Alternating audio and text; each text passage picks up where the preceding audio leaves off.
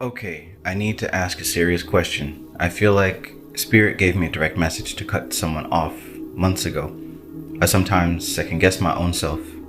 My question is, when you go against what you know you must do, are you creating more karma for yourself?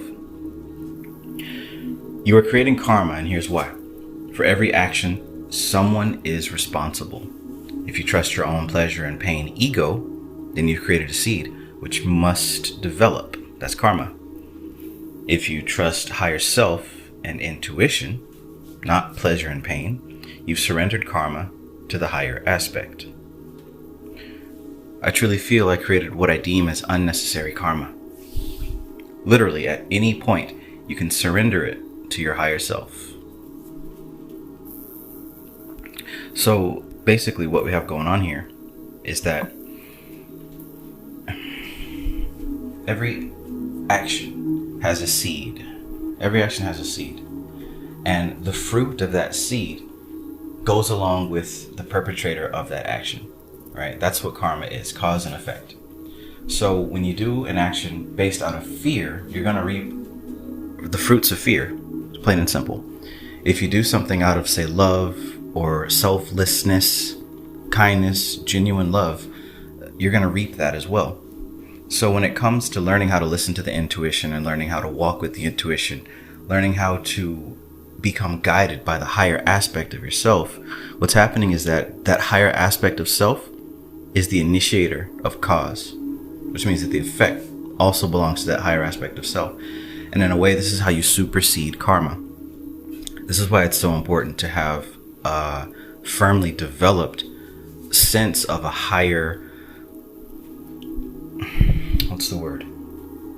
A firmly developed sense of a higher ideal, right? A higher ideal, something that you look to as something that's greater than yourself. Not externalizing, but understanding that consciousness exists on a gradient. And what that means is there are many levels of consciousness below you, so to speak, and there's many levels of consciousness above you, so to speak.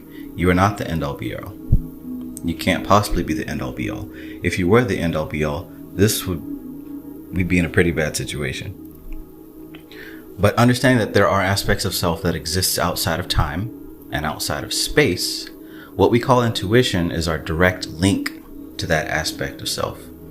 The ancients called this buddhi, B-H-U-D-D-I, buddhi. And this is the aspect that we have that is the closest to what we would call God, our personal inner light, so to speak. So in other words, learning how to develop the language of intuition, learning how to listen to intuition, and learning how to recognize when intuition is communicating with you, this is going to allow you to improve your life rapidly. Because before that point, everything you've done has been based out of running towards pleasure and running away from pain. Every single decision, thought, word, and action that you've ever done in your life is due to you running from pain and running towards pleasure.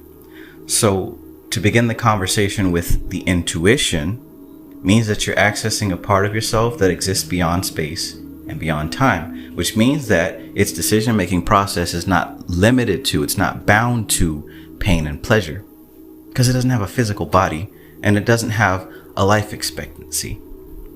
So again, this is not externalizing some God in the sky or some mystery man, but this is a deep occult understanding that there is an aspect of yourself that is incomprehensible to your current mind.